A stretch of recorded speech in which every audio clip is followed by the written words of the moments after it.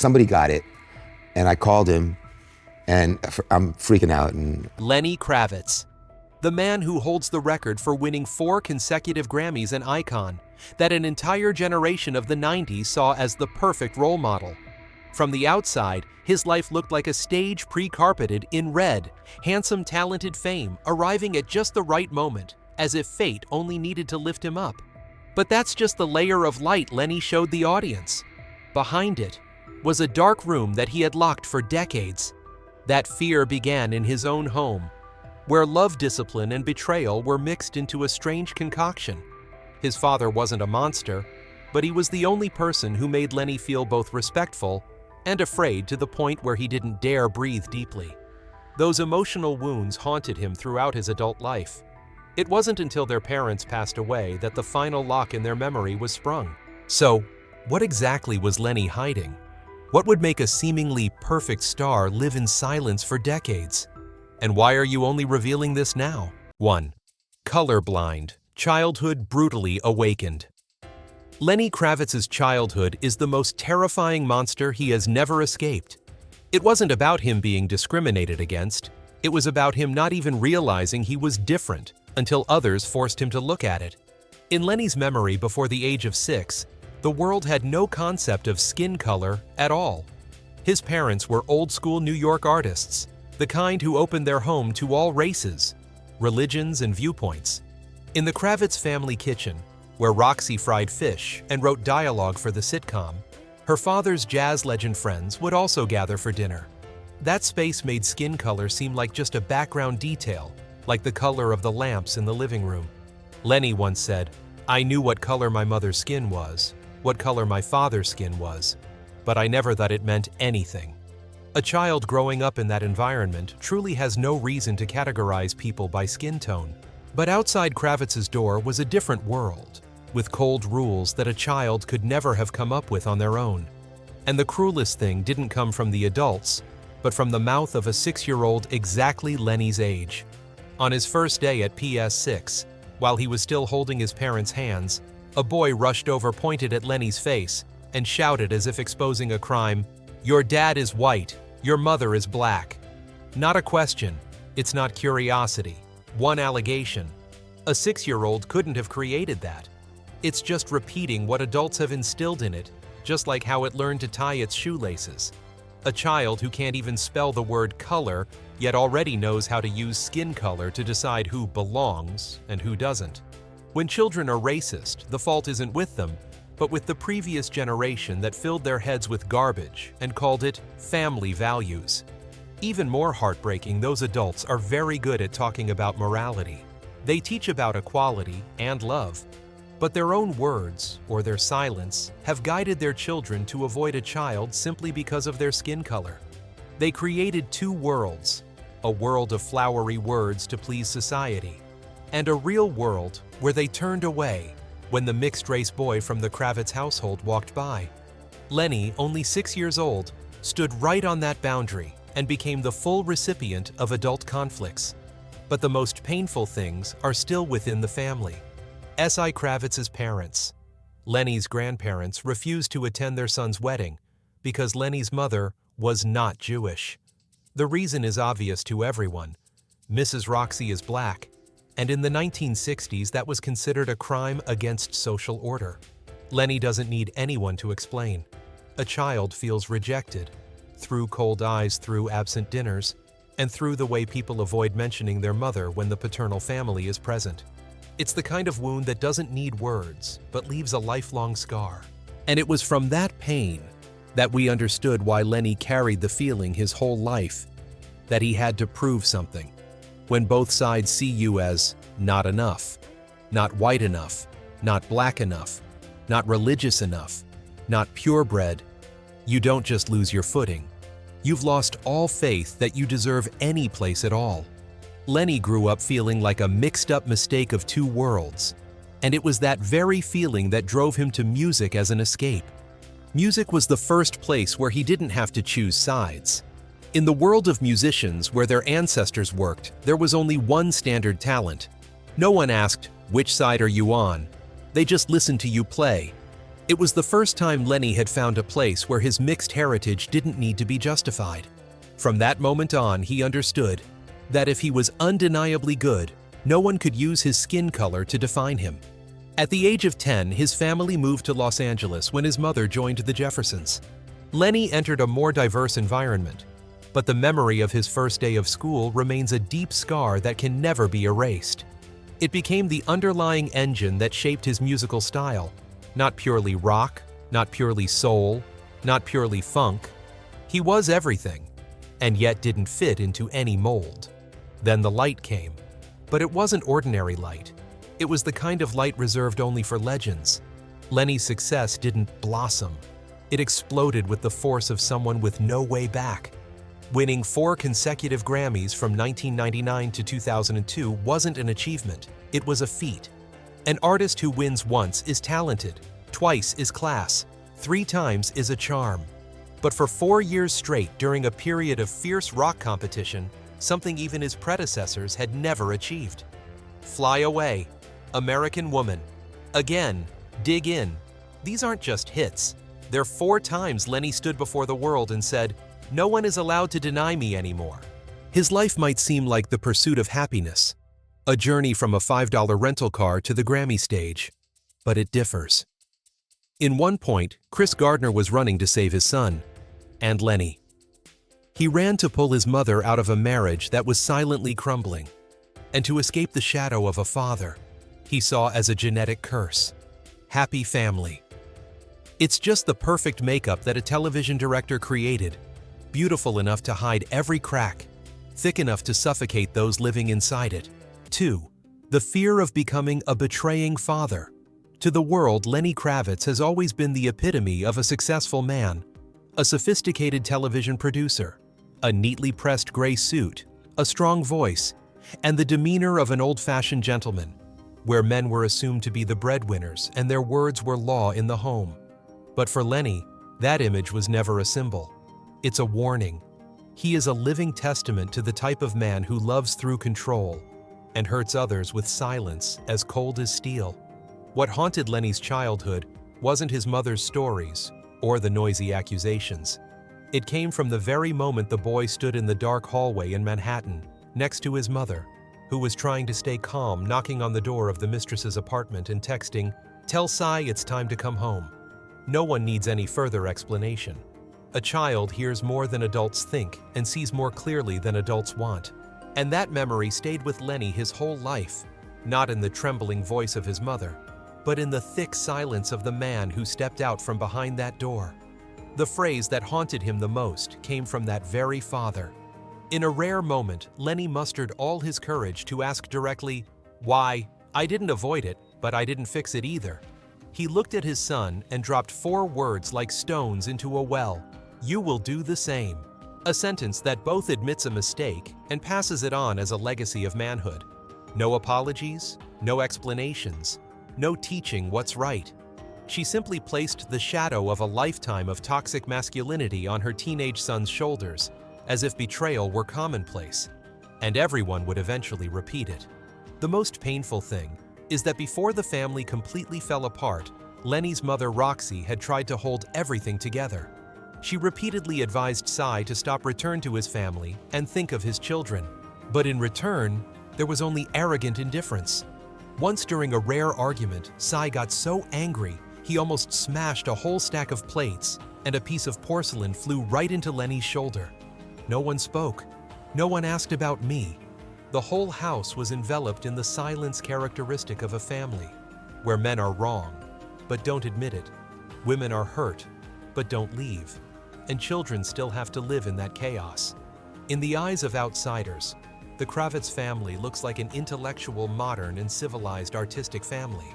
But inside is a world where men have the right to disappear at any time, while women are taught that suffering is their duty.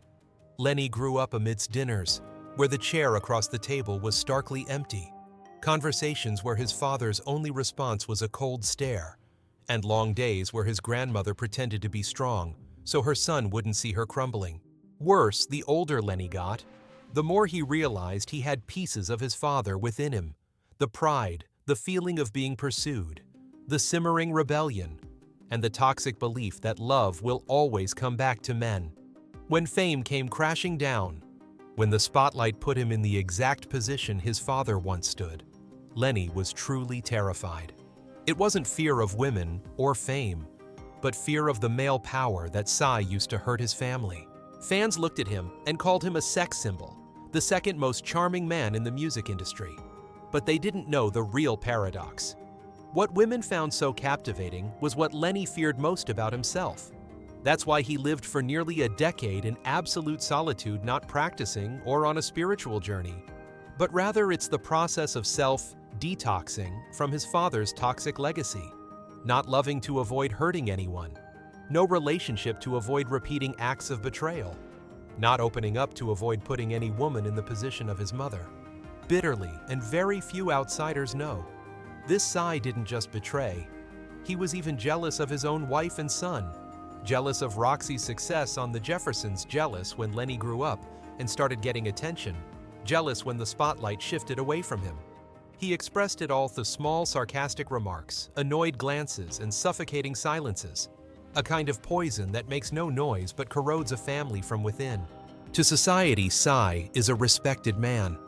But for Lenny, Psy was the greatest fear of his life. The fear that one day, he would become the very man who had ruined his childhood. And it was this fear, not any scandal, that caused him to lose the most beautiful thing, his love for Lisa Bonet. Lenny loved her enough to be afraid of hurting her, and that fear was what was silently pushing them apart. 3. Broken love.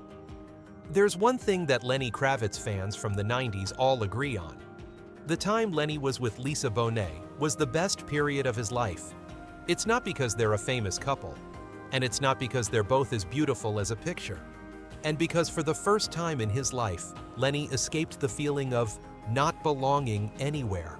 Beside Lisa, he didn't have to justify his skin color, didn't have to play the role of a strong man to hide his fear of becoming like his father. Lisa is a rare place where Lenny doesn't need to be defensive. That's why when the marriage broke down, he didn't just lose a wife. He lost the only refuge he had, a place he had never had throughout his childhood. Older audiences understand this feeling very well. There are relationships that are more than just lovers. It's the roof we didn't have from childhood. And when it disappears, the pain isn't in the goodbye. It's in having to go back to the old place, the empty one. Lenny fell right into that gap. Lenny is often remembered as a man of the spotlight, curly hair, sunglasses, leather jacket, rock energy radiating from his entire being. But after divorcing Lisa, he entered a period that he himself described as the darkest of his life. It's not the kind of darkness that artists lament to promote their albums. The darkness was real, the kind that squeezed your chest, making it impossible to swallow a bite of rice or lie still in bed. He can't sleep, not occasionally, and it's endless. There were long months when Lenny only slept 2 hours each night. 2 hours not enough for the body to recover, let alone for a broken heart. It's a type of insomnia that's not caused by work or deadlines, but by pain that lies right in the chest. Anyone who has been divorced after the age of 30 understands that. During that time, Lenny didn't turn to drugs or the noisy distractions of life to cover everything up. He chose the most direct and also the most painful way, turning each piece of debris into music. Mama Saeed was born from nights, like these sleepless, breathless, but still trying to piece together every note to put myself back together. This is the album that every loyal fan calls where Lenny poured his soul into the recording table. Many people who listen to It Ain't Over Till It's Over find it sweet. But if you listen again with the context of Lenny back then, you hear something different. The desperate clinging of a man who knows he's about to lose something irreplaceable. A man stood in the middle of the studio at 3 a.m., his eyes refusing to open, but his heart refusing to close.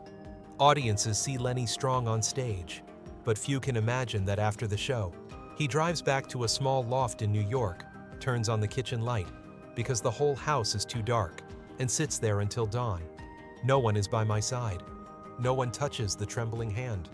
No one told him, "It'll be okay." These are images that choke up fans because they know what it feels like to have no one standing with you after the lights go out. After the divorce, Lenny still loves. He doesn't deny love, but he didn't let anyone get too close anymore. Anyone can touch his music, his image, but his heart is closed. It's not because he's cold, but because he was afraid. Afraid of repeating his father's tragedy.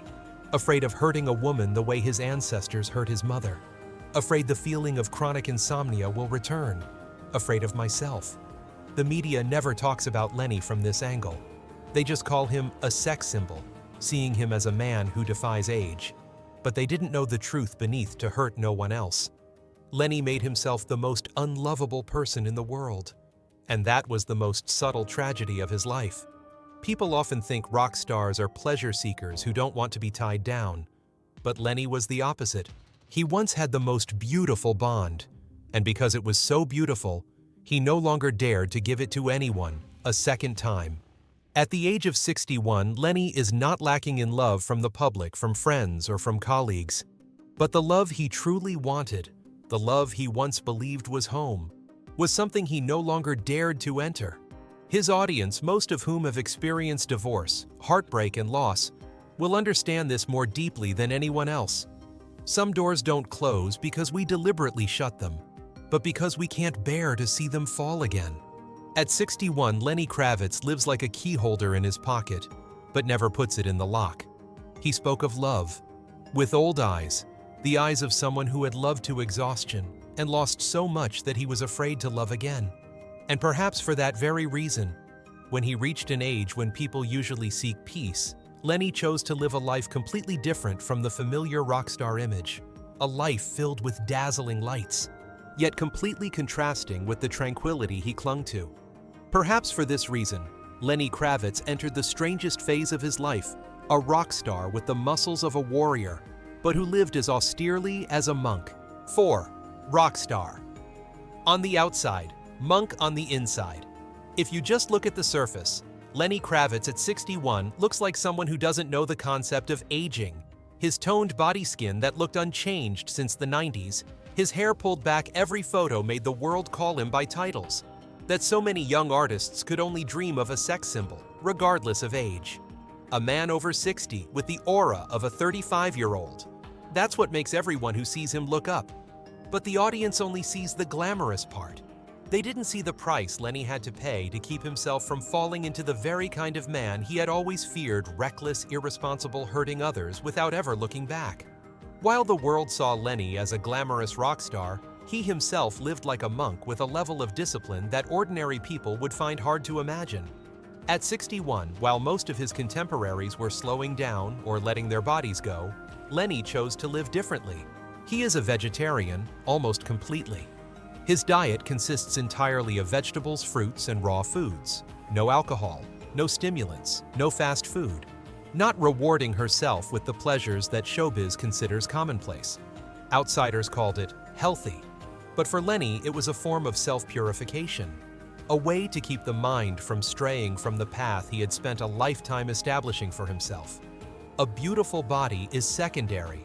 Discipline is the goal. And this discipline isn't just about eating. He practices as if performing a ritual. Every day, regularly, sometimes for hours. Sometimes during times when normal people are sleeping or relaxing. It's not to show off my body. It's not to maintain an image.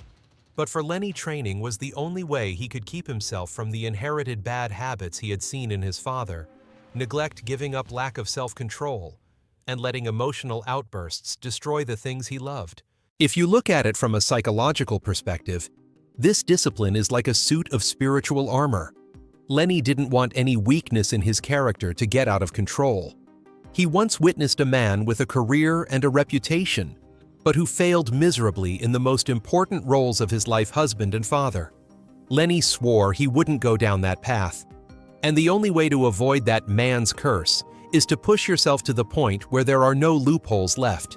But that discipline comes at a price: loneliness. The audience looked at Lenny and thought, this guy definitely doesn't lack women.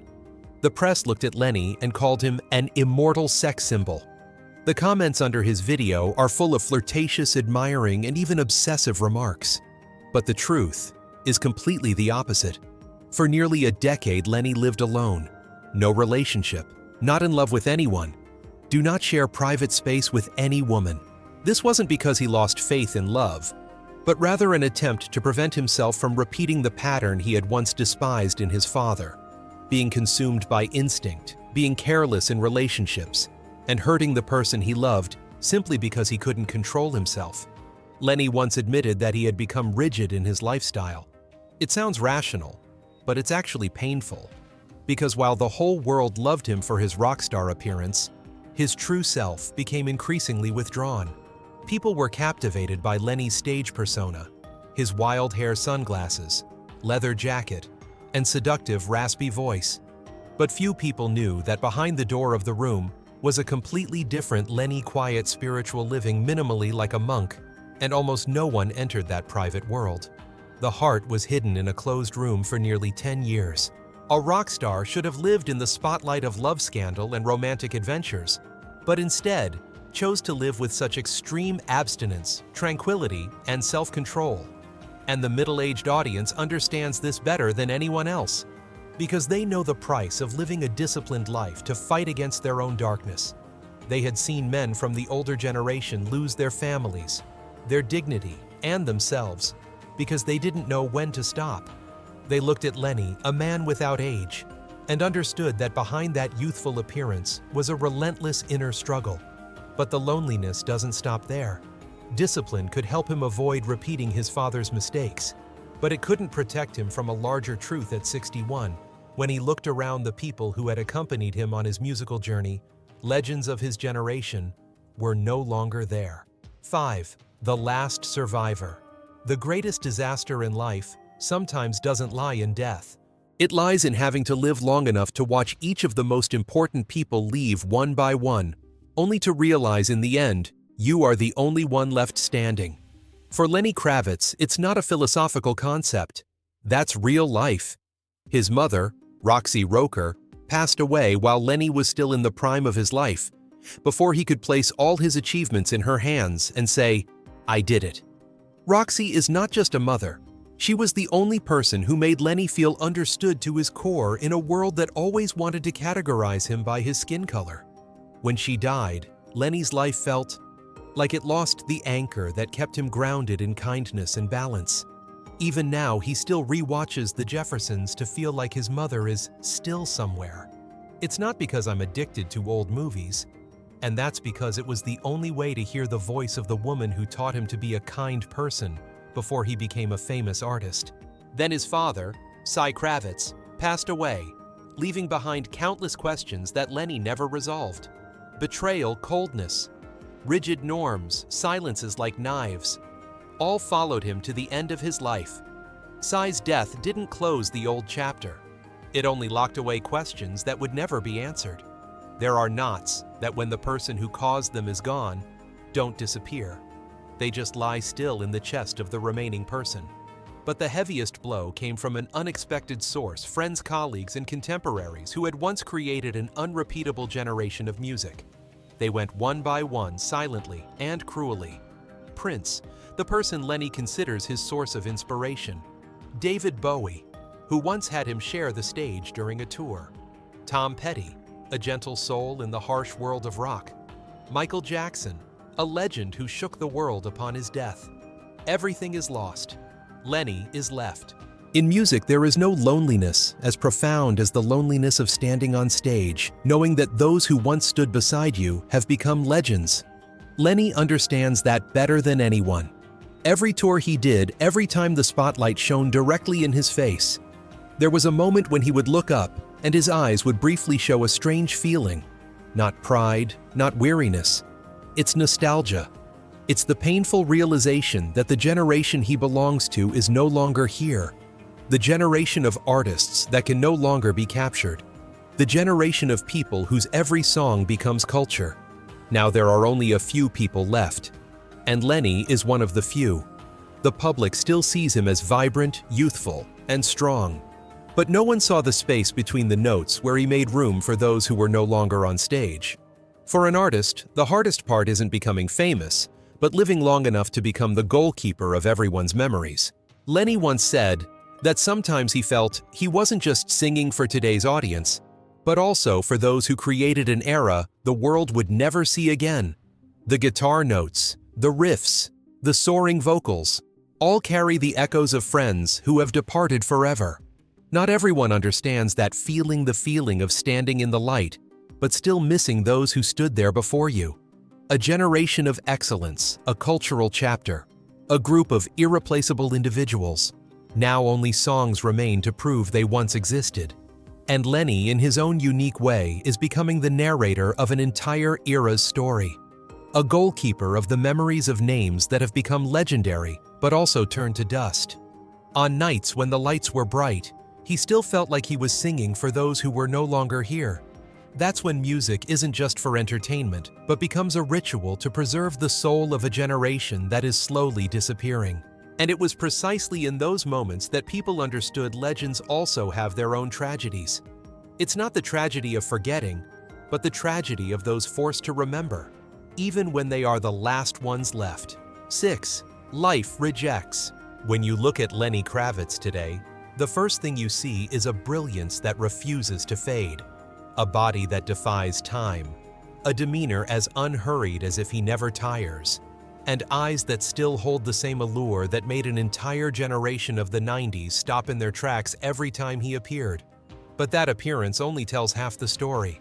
The other half, quieter, deeper, was written in the cracks that the stage lights never reached. Because if you gather Lenny's life into very close-up slices, what emerges is not the journey of a rock star who was lucky enough to be in the right place at the right time, but the journey of a child who always had to prove that he had the right to exist.